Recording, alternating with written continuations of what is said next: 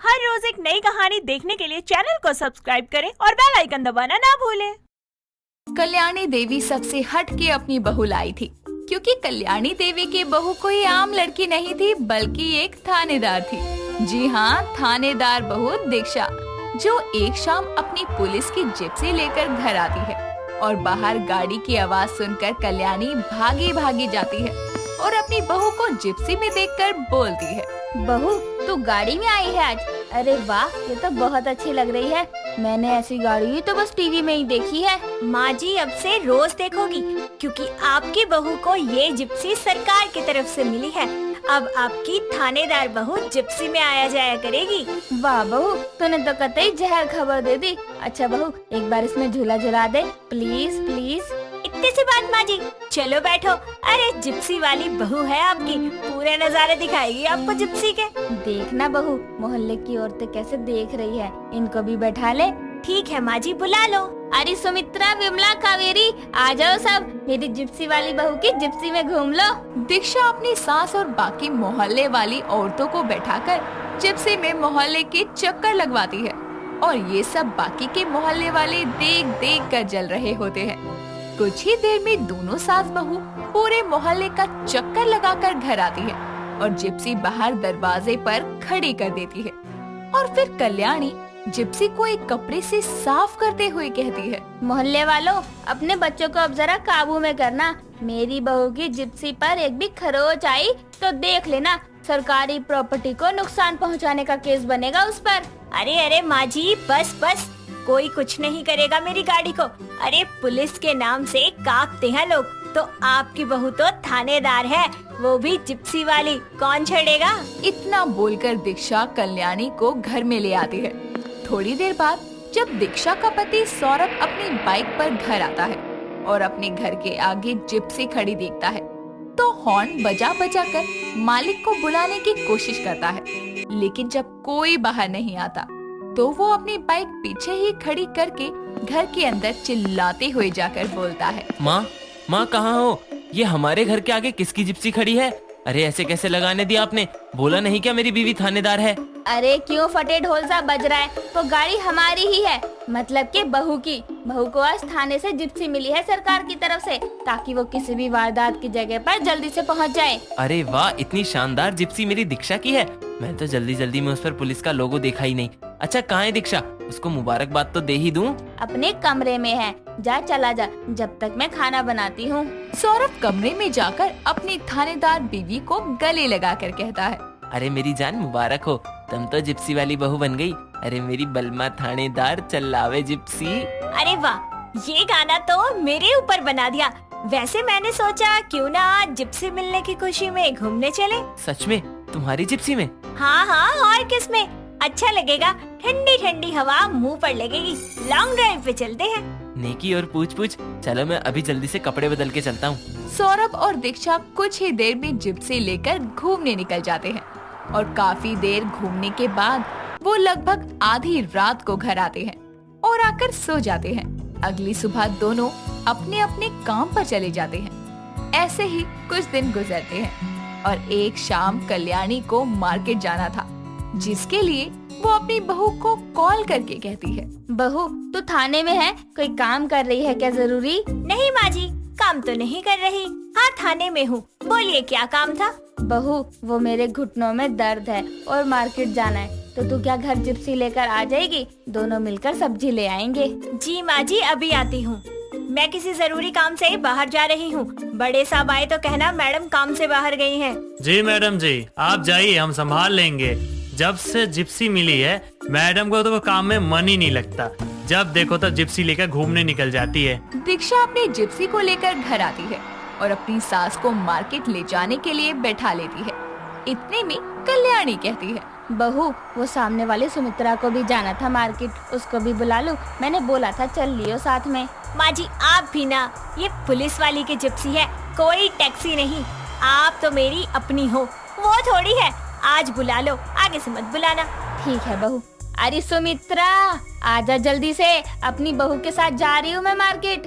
कल्याणी की बात सुनकर सामने वाले घर से सुमित्रा भागी भागी बाहर आती है और जिप्सी में पीछे बैठते हुए कहती है, चल बहू आंटी मैं आपके ड्राइवर नहीं हूँ, थानेदार हूँ। जिप्सी मेरी है, इसीलिए आज ले जा रही हूँ। आगे से मार्केट जाना हो ना तो टैक्सी ले लेना।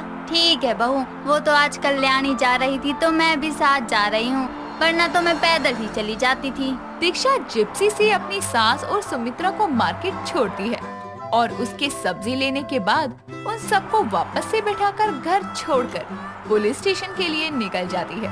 ऐसे ही कभी कल्याणी तो कभी सौरभ अपने अपने काम के लिए दीक्षा की जिप्सी का इस्तेमाल करते, जो उसको अपने पर्सनल काम के लिए नहीं बल्कि सरकारी कामों के लिए दी गई थी।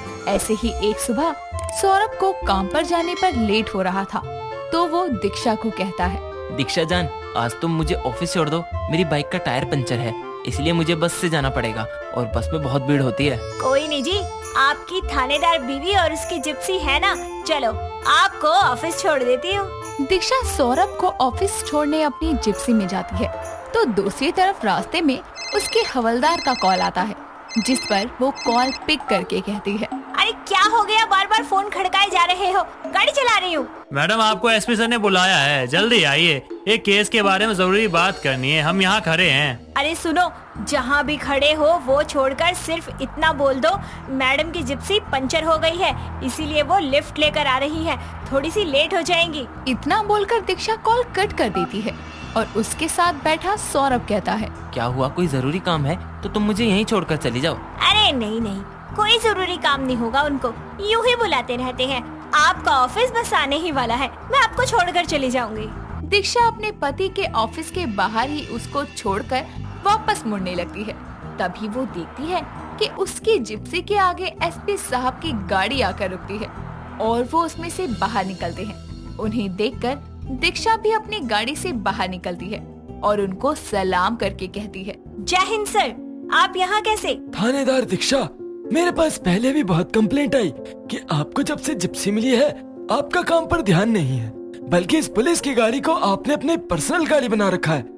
कभी सास के साथ सब्जी लेने जा रही हैं, तो कभी पति के साथ लॉन्ग ड्राइव पर, और आज जब काम के सिलसिले में मैंने आपको फोन करवाया तो आपने अपने जूनियर से झूठ बोलने को बोला। सर सर इस हवलदार ने बताई नहीं पूरी बात, वरना मैं अपनी ड्यूटी के लिए कभी मना नहीं करती। फिर से झूठ। हवलदार ने मेरे ही सामने आपको कॉल लगाया और उसने ये भी बताना चाहा कि हम यही आए हुए हैं, लेकिन तुमने उसकी ना सुनकर उसको झूठ बोलने को कहा कि बोल दो सर को कि तुम्हारी गाड़ी खराब हो गई। इसका सीधा मतलब ये है कि तुम अपनी वर्दी और इस सरकारी गाड़ी का गलत इस्तेमाल कर रही हो। सर मुझे माफ कर दीजिए, मैंने आज तक अपनी ड्यूटी ईमानदारी से निभाई है, लेकिन ये जिप्सी आने के बाद से मैं थोड़ी कामचोर हो गई थी। मैं इस गुनाह को स्वीकार करती हूँ, आप मुझे सजा दे सकते हैं। मैं आपसे आपकी जिप्सी छीनता हूँ, साथ ही काम से गद्दारी करने की वजह से आपको 1 हफ्ते के लिए सस्पेंड किया जाता है। एसपी साहब के फैसले के बाद दीक्षा अपनी जिप्सी की चाबी एसपी साहब को वापस करती है। साथ ही कभी भी अपने अधिकारों और पुलिस की वर्दी का कोई गलत उपयोग न करने की कसम खाती है और अपनी 1 हफ्ते की सजा को बिना किसी विरोध के स्वीकार करती है। दिवाली का समय नजदीक था, लेकिन पूजा अपने रोज के कामों में व्यस्त थी। तभी उसकी सास प्रमिला आकर उससे बोलती है, बहू तू इन कामों में लगी रहेगी क्या? दिवाली सर पर आ गई है। कहा माँ जी, मेरे सर पर तो कुछ नहीं है। अरे मैंने कहावत के तौर पर कहा था, दिवाली में तो अभी 1 हफ्ता है, तूने अभी तक दिवाली की सफाई तक शुरू नहीं करी। माँ जी, घर के और कामों से तो फुर्सत मिलती नहीं है, अब दिवाली की सफाई मेरे अकेले के बस की बात तो है नहीं। अरे तेरी जगह मैं होती ना तो अकेले ही एक्सप्रेस की तरह सारी सफाई कर देती, लेकिन तेरी हड्डियों में तो जंग लगा हुआ है। अम्मा जी, मेरे अंदर आपके जितनी ताकत तो है नहीं, इसलिए माफ करना, मैं ये सब कुछ अकेले नहीं कर सकती। अरे अब बस।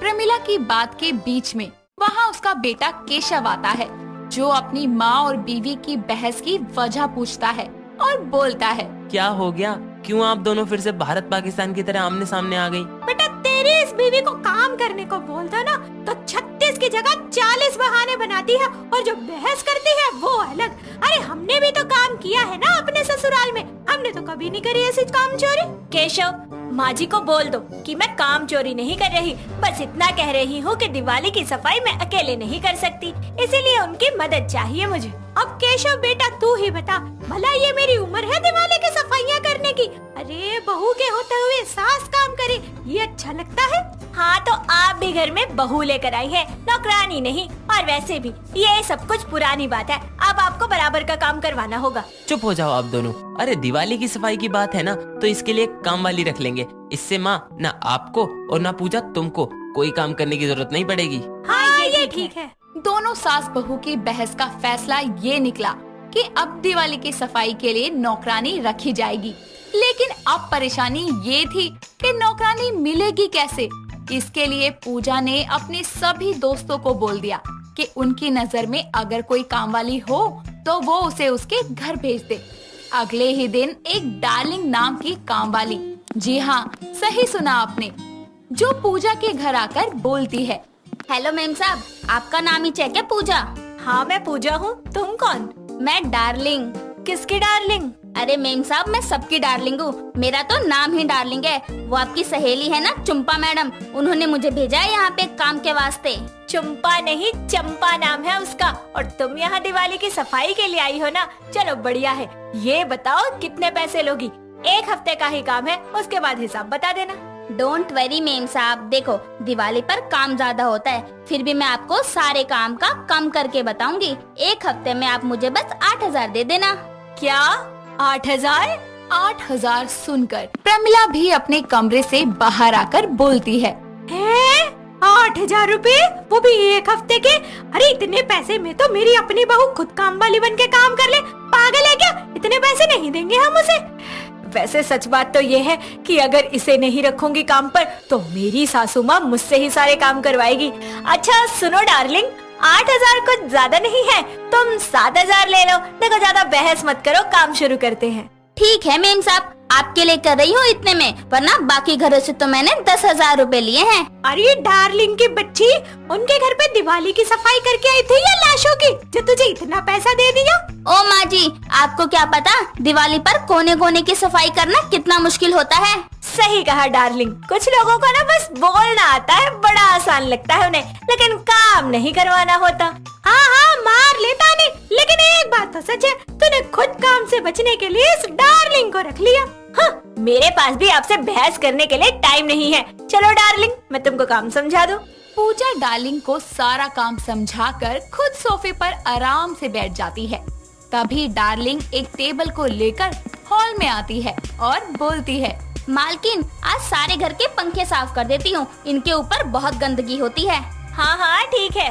डार्लिंग टेबल पर चढ़कर पंखे तक पहुँचने की कोशिश करती है, लेकिन उसका पैर फिसलता है और वो गिरने लगती है। तभी पूजा का पति अचानक से आकर उसको गिरने से बचा लेता है और अपनी गोद में उठाकर नीचे उतारता है। ये देखकर पूजा बोलती है, केशव क्या हो रहा है ये? अंधी हो क्या? दिख नहीं रहा क्या? वो गिरने वाली थी, उसको गिरने से बचाया है। और ये है कौन? कौन है क्या? आपने ही तो बोला था दिवाली की सफाई के लिए काम वाले रख लेना, तो वही है ये डार्लिंग। यार टाइम तो देखा करो, ये यहीं खड़ी है और तुम मुझे डार्लिंग बोल रही हो। मैं डार्लिंग उसको बोल रही हूँ क्योंकि उसका नाम है डार्लिंग। वाओ डार्लिंग, कितना यूनिक नाम है, आई लाइक इट। साहब अंग्रेजी में गाली वाली तो नहीं दे रहे ना? अरे नहीं नहीं, मैं कह रहा हूँ तुम्हारा नाम बहुत अच्छा है। मेरा जुगनू भी यही बोलता है मेरे को कि डार्लिंग तेरा नाम मुझे बहुत अच्छा लगता है। हो गई आप दोनों में नाम की चर्चा, तो श्रीमती डार्लिंग जी जरा काम पर लग जाइए। ठीक है मालकिन, काम तो मैं कर देगी, पर मेरा हाथ नहीं पहुंच रहा ना पंखे तक, तो बताओ क्या करूं? जितनी जुबान बढ़ाई है उतनी हाइट भी बढ़ा लेती, अच्छा होता। अरे अरे कोई नहीं, लाओ ये पंखा मैं साफ कर देता हूँ। केशव डार्लिंग की मदद करने के लिए खुद पंखा साफ कर देता है। ये देखकर पूजा गुस्से में बोलती है, पंखा साफ करके जरा मेरे कमरे में आना, मुझे तुमसे कुछ बात करनी है। बेचारा केशव अपनी बीवी की घूरती आंखों को देखकर डर जाता है और जल्दी से पंखा साफ करके अपने कमरे में जाता है, जहां पूजा हाथों में झाड़ू लेकर उससे बोलती है, आज तक मेरी मदद के लिए तो आपने कभी चम्मच साफ नहीं किया और एक काम वाले की मदद करने के लिए पूरा पंखा साफ कर दिया। अब तुम्हारी सफाई तो मैं करती हूँ। पूजा झाड़ू से केशव की फुर्सत से पिटाई करती है और बेचारा केशव पंखे की तरह वो भी चमक जाता है। थोड़ी देर में डार्लिंग उनके कमरे में साफ सफाई करने आती है और कांच की टेबल पर गुलदस्तों को देखकर बोलती है, मेम साहब, ये कांच की टेबल मुझसे साफ नहीं होगी, कुछ टूट वूट जाएगा तो। डार्लिंग, जब ढंग से काम नहीं करोगी तो टूटेगा ही ना। अब चुपचाप सफाई करो और ये काम चोरी करना बंद करो, मैं भी आती हूँ। पूजा के जाने के बाद डार्लिंग डर डर कर कांच की चीजों की सफाई करने लगती है। तभी टेबल पर रखे गुलदस्ते पर उसका हाथ लगता है और वो गिरने ही वाला होता है कि तभी बेड पर लेटा केशव उसको भी गिरने से बचा लेता है। ये देखकर डार्लिंग बोलती है, साहब, आप तो गिरने से बचाने में एक्सपर्ट हो, पर देखो ना, मैंने मालकिन को बोला था मेरे से ये साफ नहीं होगी, फिर भी जानबूझ के करवा रही थी। अभी कुछ टूट जाता तो मुझे ही बोलेगी। अरे तो ध्यान से करो ना, रुको मैं बताता हूँ कैसे करना है। केशव टेबल को साफ करके बताने लगता है। तभी कमरे में पूजा आती है और एक बार फिर से केशव को डार्लिंग की मदद करता देखकर बोलती है, अरे वाह, आप उसके लिए टेबल भी साफ कर रहे हैं। Very good, I like it baby. Darling, तुम 1 मिनट यहीं रुकना, मैं आती हूँ। पूजा अपने पर्स से 1000 रुपए निकाल कर लाती है और डार्लिंग को देते हुए बोलती है, डार्लिंग, ये लो 1000 रुपए। हफ्ते के 7 दिन होते हैं और 7 दिन के हिसाब से 7000, यानी कि तुम्हारे हर दिन का 1000। तो अब ये पकड़ो 1 दिन के 1000 रुपए और यहाँ से जाओ और दोबारा मत आना। अरे पर मेम साहब, हुआ क्या? काम पसंद नहीं आया क्या मेरा? काम किया हो तुमने तब पसंद आएगा ना। और वैसे भी मुझे फ्री का सर्वेंट मिल चुका है, तो अब तुम्हारी कोई जरूरत नहीं है। ठीक है, मेरे को क्या है, वैसे भी मेरे को काम की कमी नहीं है। डार्लिंग के जाने के बाद पूजा हाथों में झाड़ू लिए केशव को घूर रही होती है।